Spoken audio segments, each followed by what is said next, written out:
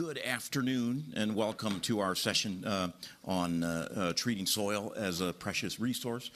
I should let you know, if you don't already, we're making history today for all of the concern that the World Economic Forum has had over a generation or generations on environmental issues. This is the first time that this specific topic, soil, the health of our soil and its implications for feeding the world and for having a sustainable earth, it's the first time it's had its own topic, so I think that's an important occasion. I think it's not coincidental that our session before we get to our panel is going to be kicked off by a special speaker. Secretary of State Blinken is here. Probably there's no panel at Davos this year where he wouldn't have something relevant to say and be able to command the attention of people. I think it's notable that he chose this session to speak to, and I think it underscores the way that the traditional thinking about diplomacy, about national security is expanding to include topics that wouldn't have occupied the attention of diplomats a generation ago, but clearly occupy their thoughts now and will even more so in the generation ahead. So let's get underway. Secretary of State Blinken, welcome to our panel. John, thank you very much. Sure. Thank you. Thank you. Good afternoon. John, my old friend, thank you very, very much. And as always here, it's particularly good to be with leaders from across government, business, civil society. So when you think about soil, the U.S. Secretary of State is probably not the first person who comes to mind. But the truth is, soil is literally at the root of many pressing national security challenges that we face. You all know this, and we know this increasingly with every passing day. Without good soil, crops fail, prices rise, people go hungry. Eroding soil also worsens the impact of droughts, of floods, of other climate-driven extreme weather, making crop yields even lower, and as a result, food even scarcer. As we meet here today, 700 million people do not know if they will have enough food to eat tomorrow. This hunger fuels instability, and instability fuels hunger. A parent who can't put food on the table for their children picks up the family and moves because it's the most basic thing, the most important thing that they can do, and they will do it however they have to do it. And if that means moving halfway around the world, they will. But that contributes to unprecedented migration flows that we're facing around the world. Shifting climate patterns force neighbors to compete for dwindling resources, further straining ethnic tensions, destabilizing entire communities. Meanwhile, Russia's attacks on fields, on granaries, on ports in Ukraine, the world's breadbasket, have disrupted global markets, making food harder to afford and harming the poor and most vulnerable most of all. In the Red Sea, through which 15% of the world's commerce passes, Houthi attacks have forced ships to take longer, more expensive routes, further raising the price of food and energy. The United States has been and is working intensely to tackle this food crisis and support those who are most affected by it. Going back to January of 2021, the U.S. government has devoted $17.5 billion to provide vital sustenance to people in need. We are honored to fund over 1/3 of the World Food Programme's budget. Now, I had a chance to see some of these efforts just last week at a World Food Programme warehouse in Jordan, where I met with UN staff that is working relentlessly, often at great personal risk, to get aid to Palestinians in Gaza, over 90% of whom are facing acute food insecurity. Too many people already go to sleep hungry, and it's set to get worse. If you project out to 2050, global demand for food is projected to rise by 50%. But over that same period, climate change could reduce yields by as much as 30%.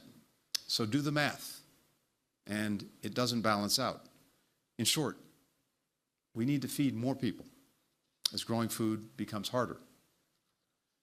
That's why the United States is partnering to adapt and transform agriculture and food systems, because as vital as emergency assistance is, if we don't get at the underlying infrastructure, if we don't get at a way to produce better, stronger, more resilient crops, then we won't solve the problem.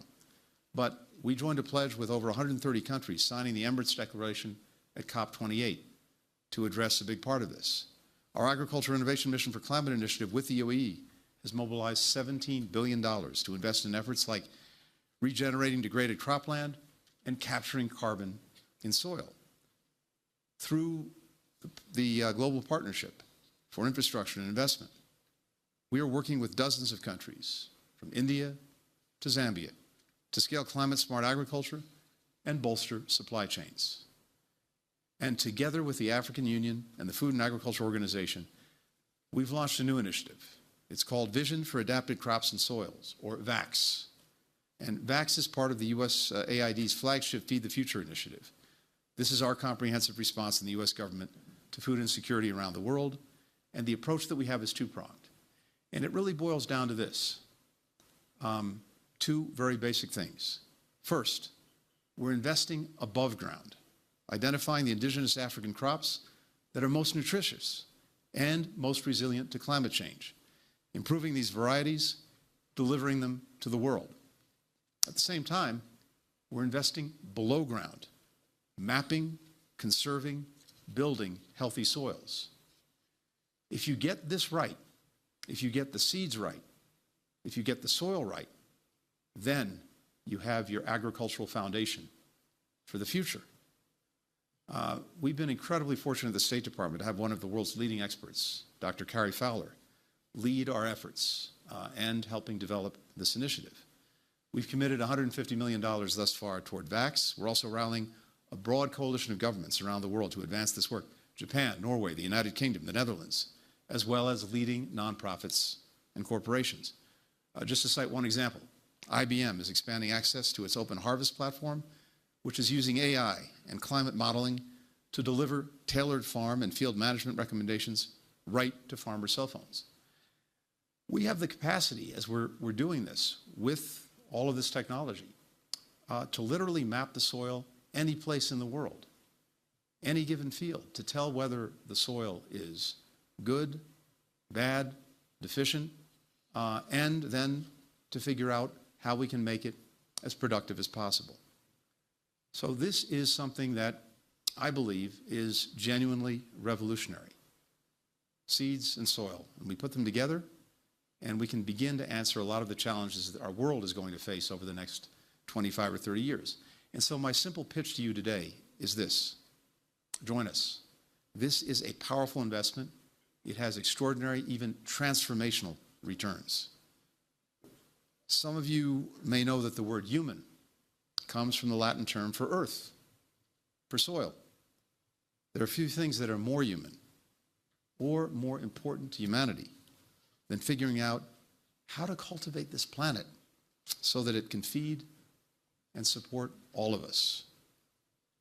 We have an opportunity in this moment to actually deliver better for people today while actually building a sustainable tomorrow. So part of the reason, and John said at the outset, this event in and of itself is unusual for Davos. Having foreign policy types participate in it may also seem a little bit unusual, but it only underscores the importance that all of us attach to both this challenge, but also this incredible, incredible opportunity to get maybe the most fundamental thing in life that we need to sustain us right going forward into the future. And that's the food to feed everyone on this planet and to feed them well. So those of you who have the interest and the opportunity, please join us in this initiative, join us in this effort. We can make a huge difference together. Thanks very much.